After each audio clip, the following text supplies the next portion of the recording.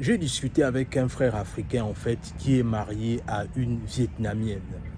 Et du coup, dans notre échange en fait, il m'a parlé de trois choses qu'il a constatées au niveau du Vietnam qu'il y a dans notre communauté en fait. Et dans cet échange en fait, il m'a dit trois choses essentielles que j'ai envie de partager avec vous. Donc sur ce, on est parti. Salut, moi c'est Warren et bienvenue dans cette chaîne Guerrier Mental et Diaspora Africaine. Ici, on parle de développement personnel, on parle d'entrepreneuriat, on parle d'immigration aux États-Unis. Ce sont des thématiques qui te parlent de deux choses à faire.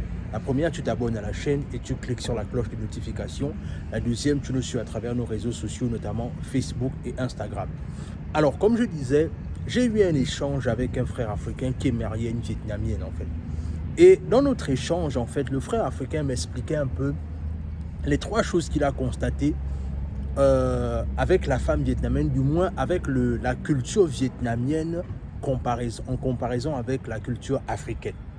Et dans cette comparaison, il a constaté trois choses. Et bien évidemment, la réalité, c'est que quand tu es en Occident, la plupart du temps, ce que tu fais, c'est que bien évidemment, si tu es dans un couple mixte, ce qui peut aussi arriver, c'est quoi? C'est-à-dire qu'il y a un échange de culture qui va se produire dans le sens là où les gens vont commencer à découvrir, par exemple, la culture de l'autre. Les gens vont commencer, par exemple, à découvrir le fait que, bon, à un moment donné, je dois m'ouvrir à la culture de l'autre. Et ce qui s'est passé avec mon ami, en fait, c'est que lui, en fait, il est marié avec une Vietnamienne, comme je disais. Et la réalité, c'est que dans son mariage, il a découvert trois choses essentielles qui font la force des Vietnamiens et que les Africains doivent également s'inspirer si et seulement s'ils veulent atteindre un autre niveau.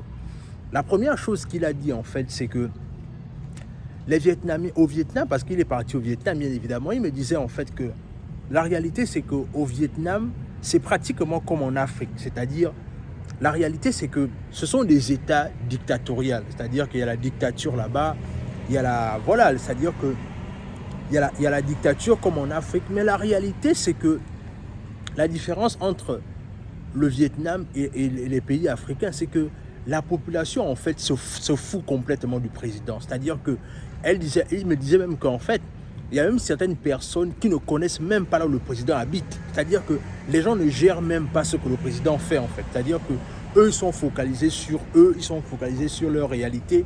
Ils sont focalisés sur ce qu'ils ont envie de faire et c'est comme ça en fait que ces personnes-là en fait dans le long terme arrivent à pouvoir clairement se développer en fait. C'est-à-dire quoi? C'est-à-dire que ces derniers ne tiennent pas compte de ce que le président fait en fait. C'est-à-dire qu'ils ne gèrent pas le président en fait. Mais alors que la comparaison avec chez nous en Afrique, c'est que nous on est toujours en train de quelque part se poser la question, oui, le président fait quoi, le président ceci, le président cela, etc. etc.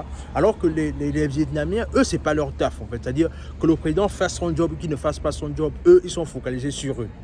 La deuxième chose qu'il me disait, en fait, c'est que les Vietnamiens, en fait, eux, ils sont, c'est-à-dire au-delà du fait que ce sont des personnes, beaucoup, par exemple, ne sont pas assez éduqués, mais la réalité, c'est que eux, ils ne regardent pas à leur niveau intellectuel pour pouvoir s'en sortir. C'est-à-dire que ce sont des personnes qui ont un mindset élevé en fait. C'est-à-dire que eux, ils partent du principe que même si je n'ai pas d'éducation, mais je peux devenir ce que j'ai envie de devenir.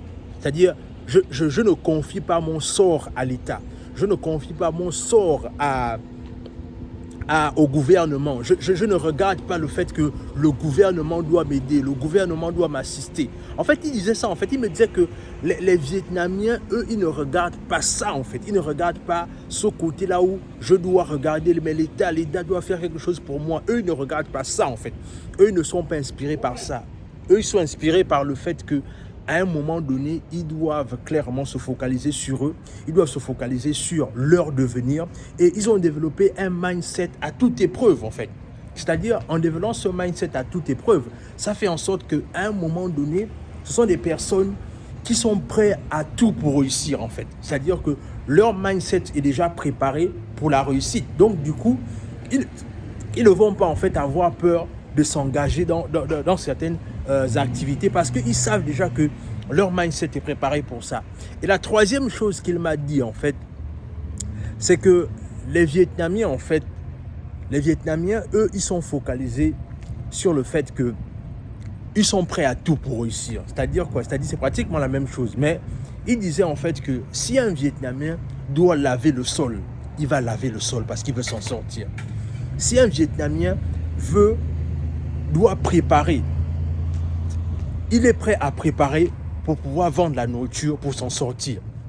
C'est-à-dire, ce sont des personnes qui ne regardent pas au fait que ça je peux faire, ça je ne peux pas faire, ça c'est humiliant, ça je ne peux pas faire ça. Et la plupart du temps, la réalité avec nous en Afrique, c'est quoi? C'est-à-dire que on a toujours tendance à nous comparer au fait que moi j'ai fait des études, moi je veux travailler dans le domaine dans lequel j'ai fait des études. Donc du coup, je ne peux pas me rabaisser à aller laver le sol de quelqu'un. Je ne peux pas me rabaisser à aller en fait essuyer les toilettes de quelqu'un, alors que lui dit en fait que les Vietnamiens, eux, c'est pas leur truc en fait, c'est-à-dire que eux, même s'ils sont allés à l'école, même s'ils ont eu des études, ils sont prêts à tout pour pouvoir s'en sortir. Comparaison avec nous les Africains, c'est que on passe le temps à revendiquer le fait qu'on a fait des études, on passe le temps à revendiquer le fait que j'ai eu mon diplôme, il faut que je puisse travailler avec mon niveau intellectuel. Et c'est comme ça qu'on perd le temps, alors que les autres sont en train de clairement en fait exploser dans le monde des affaires, alors que nous on est là, on perd du temps en fait. La réalité c'est qu'à un moment donné, tu ne peux pas vouloir, c'est-à-dire que tu ne peux pas vouloir faire les mêmes, tu ne peux pas en fait vouloir des résultats différents si tu fais les mêmes choses. Ça, c'est une réalité en fait. Tu ne peux pas vouloir faire des choses, avoir des résultats différents, tu continues à faire les mêmes choses. Nous, en Afrique, on est en train de perdre le temps avec la nécessité du fait que je dois avoir mon diplôme. Je dois pouvoir travailler avec mon diplôme. Je ne dis pas que ce n'est pas important. Non, tout le monde, on est tous partis à l'école. Mais à un moment donné, il faut comprendre une chose, c'est que la réussite, pour réussir, ceux qui réussissent sont les personnes qui sont capables de pouvoir en fait arriver à un point là où ils sont prêts clairement à pouvoir prendre ce qu'il faut pour réussir en fait. C'est-à-dire que la réalité c'est que tant que tu ne seras pas prêt pour ça, tu n'auras pas les résultats que tu veux en fait. Donc c'est ce que je voulais vraiment partager avec toi mon ami, c'est que sois prêt à être quelqu'un qui est prêt à mouiller le maillot, peu importe les réalités, peu importe les obstacles. Dans tous les cas, je voulais vraiment partager cet échange avec toi parce que je pense que c'est quelque chose qui a été enrichissant. L'échange que j'ai eu avec lui, abonne-toi à la chaîne, partage la vidéo autour de toi, laisse un like, laisse un commentaire et sur ce, on se dit à la prochaine.